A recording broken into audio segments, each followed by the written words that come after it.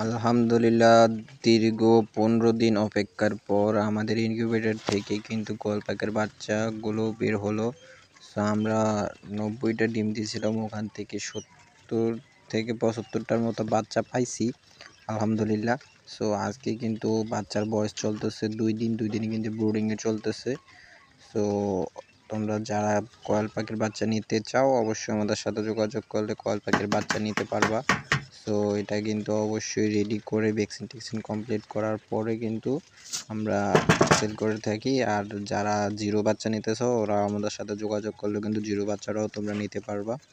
আর 15 দিন 20 দিন বয়সী বা 30 দিন যেমন বয়সীর বাচ্চা চাও অবশ্যই আমাদের সাথে যোগাযোগ করলে কিন্তু তোমরা বাচ্চা নিতে পারবা।